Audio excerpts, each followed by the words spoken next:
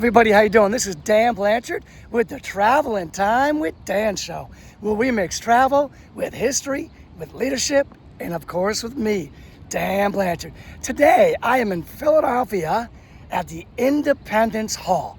This is basically where, for the first time, we put on paper, like the first rebellion in our government. We put on paper right here. Okay. Now, if you look at this beautiful building, this Georgian style of the Independence Hall, you can see that it's basically represents a bunch of different things, most of them like British. Right? It's going to represent like the elite refinement, right, and their adherence to the British cultural norms, right? It's going to represent the burgeoning wealth of the Quaker colony within the British Empire, all right? Well, eventually things aren't going to go so well, and things are going to change. And then you're going to have what's called the Second Continental Congress here in 1776, where we're going to declare our independence from Britain. We're going to list our grievances, and we're going to declare to be free, and we're going to come up with our Declaration of Independence right here, written by the Committee of Five, Thomas Jefferson and all those guys. But that's going to be right here in this building, right behind me, the Independence Hall. All right. So eventually, you know what's going to happen. We're going to outlast, with a little help from other countries, we're going to outlast the British. Right? We're going to win our freedom and the right to try to form our own government. And the British are kind of like, hey, good luck on that. Right? We form our own government under the Articles of Confederation, but we soon find out the Articles of Confederation are just too weak to run an effective government. And we're going to be right back here about a decade later in this same building in 1787. And we're going to be having what's called the Constitutional Convention. In this building, you're going to hear and see and know that brilliant debates took place in this building and all sorts of compromises to come up with our Constitution, right? Not a perfect document or a perfect government by any means, but at least the beginnings of an attempt to form a more perfect union with plenty of amendments to come to continue to try to form that more perfect union, right, and the Constitution, right? This is the place where you're going to see the theoretical frameworks of modern democracy first being codified right here. Right? There's some people call this like the cradle of liberty, right here, right? And then some of the things that took place here was the Great Compromise. Right? The senators for each state, you know, you have small states, big states arguing it out, rural states, more populated like city states, and they're going to argue it out with this Great Compromise. And it's going to basically, which comes from Connecticut, it's going to be basically two senators for each state, right? And then the representatives is going to be based on the population, and that's how the compromise, the Great Compromise that we're going to kind of work out here. Now, I think today, perhaps, the representatives should be increased or even doubled. It's based on population, and for a long time, you know, it was like, let's say, a representative for about 30,000 of the population per state for the House of Representatives. Back in the 1920s, I think that stopped, and it was basically one representative again for about 30,000.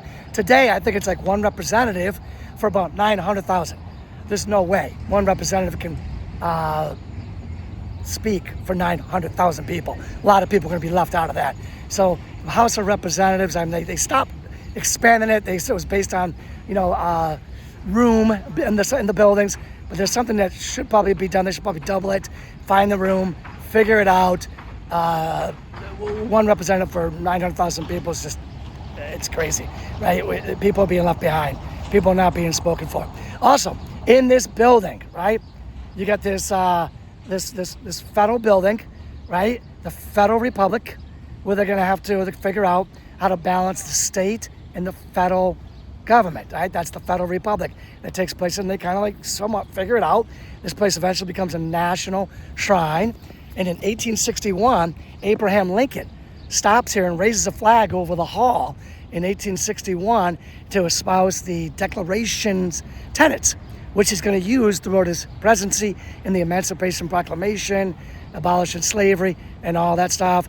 Lincoln's really going to give a new, invigorated voice to the Declaration of Independence.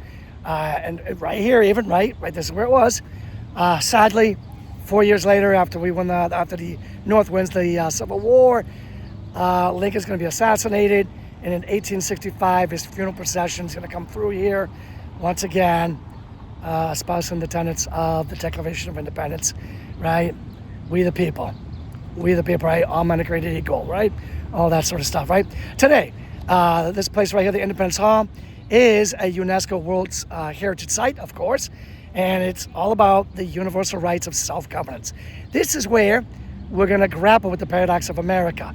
We're going to grapple with the American liberty rhetoric and then the reality of the shortfall, where we're falling short, right? You got this whole Independence Square here behind me. I don't know if you can see it, but you got the National Constitution Center way back there, right across from the Independence Hall. And this whole area is about that, all right? So you know, when I do my Travel and Time with Dan shows, I mix travel with leadership, with history, and of course me. All right, so Philadelphia, what a wonderful city. So many cool things to do here in Philadelphia. So many great things to see. The National Constitution Center, you know, right over my shoulder. And of course, Independence Hall, just, you know, one or two of many, many, many, many things you could do. Definitely should travel down there, check it out. Okay, history, I've given you a bunch of the history already. Philadelphia is just filled with history, all right? So what's the leadership now? The leadership is the power of structured disagreement, right? Benjamin Franklin came out of here and he said, hey, right, this is not perfect, right? It's a republic, it's not perfect. Hopefully we can keep it. You know, we get a bunch of amendments, right, that try to make it a more perfect union. But this is a beginning, right? A beginning, right? There was a lot of agreement, but it was structured, right? So here's the thing. You have to be willing to stay at the table long enough to build it. And that's what our founders did. They stayed at that table and they built this government for this country, all right? All right, everybody, listen, thank you for spending time with me today on Travel and Time with Dan, where we mix travel, history, leadership, and of course me, Dan Blanchard. We'll be back real soon with another great episode somewhere else. Till then, you take care. Have a good one.